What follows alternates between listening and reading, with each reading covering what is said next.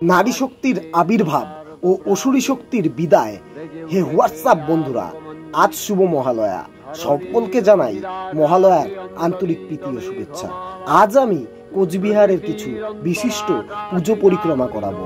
আমি চলে এসেছি কোচবিহার টাকাগাছ ক্লাবে, যার এবারকার থিম থাইল্যান্ডের আদলিত বৌদ্ধ মন্দির, যা 2 মাস আগে থেকেই নির্মাণ কার্য কলাপ চালু হয়েছে, যার 55 থেকে 60 লক্ষ টাকা বাজেট রয়েছে এই 75তম বর্ষর দুর্গোৎসবের, যার থিম থাইল্যান্ডের বৌদ্ধ মন্দির।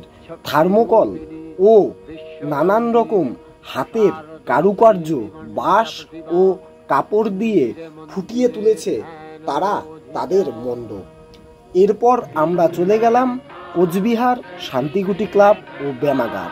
সেখানে হীরক জয়ন্তী বর্ষ 60তম দুর্গোৎসব। প্রতি বছরের ন্যায় এবছরও একটা খুব সুন্দর বেতের তৈরি শান্তিকুটি ক্লাবে বেতের তৈরি একটা মন্দির নির্মিত হচ্ছে, যা দেখতে খুবই সুন্দর ও মধুময় আকর্ষণ কার্য। যার সাথে সাথে আমরা সামনে একটা ছোট্ট ভিউ নিয়ে নিলাম এবং দেখতে পেলাম এখানে অস্থায়ী একটা বাগানও বানানো হয়েছে, হয়তো এরপর সেখানে ফুল গাছও লাগানো হবে। মন্দিরটি দেখতে খুবই সুন্দর লাগছে।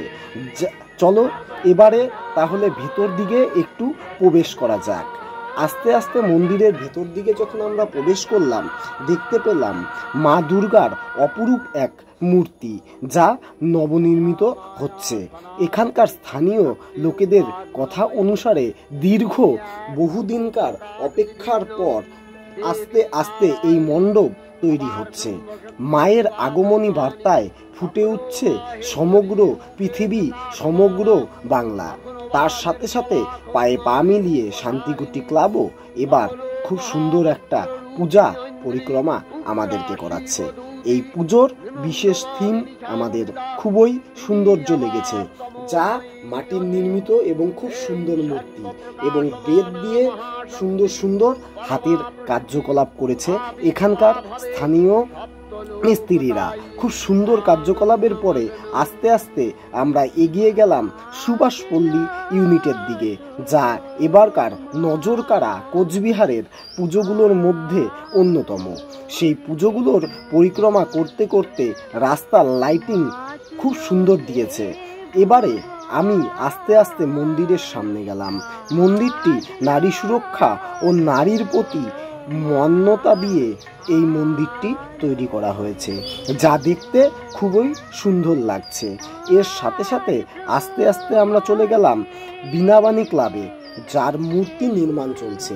মায়ের অপরূপ সুন্দর মূর্তি দেখে মন খুবই আকৃষ্ট হয়ে যাচ্ছে।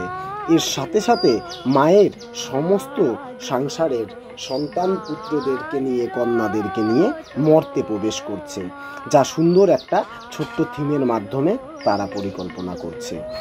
এই কাজ বহুদিন থেকেই চলছে, যা নিজেরা হাতের কার্যকলাপ ও বাইরের থেকে শিল্পী সমন্বয়ের দ্বারা হাতের কার্যকলাপ এবং মন্দিরে সুন্দর সুন্দর আর্ট পরিদর্শন করা হয়েছে, যা দেখতে খুবই সুন্দর লাগছে এবং খুব সুন্দরভাবে মন্দির সুসজ্জনের কাজ করে চলেছে অক্লান্ত পরিশ্রমের সাথে সমগ্র মিস্ত্রি ভাইয়েরা।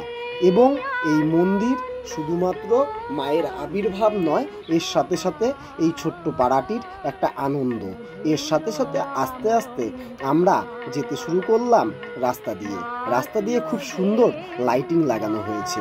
এই লাইটিংটা কোথাকার বলো তো? আই থিঙ্ক যারা কোচবিহারে আসবে জানো, এই লাইটিংটি আমাদের স্থানীয় নাট্যসংঘ ক্লাবের, যার থিম এবারকার খুবই সুন্দর লেগেছে আমাদের, যা দেখতে হাতের কার্যকলাপ। এবং এখানে আমরা দেখতে পেরেছি ঘট, কলসি এবং সুন্দর সুন্দর হাতের থার্মোকলের কাজ, এবং এর সাথে সাথে সুন্দর একটি মহাদেবের প্রতিমা এখানে প্রবেশ দরবারেই লাগানো হয়েছে।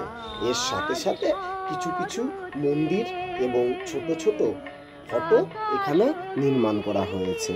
এখানে দেখা যাচ্ছে যে মন্দিরটি খুবই সুসজ্জিত এবং একদম উপরে রয়েছে মায়ের একটি রূপ। দুধারে মা যেন একদম অবতারিত হয়েছেন।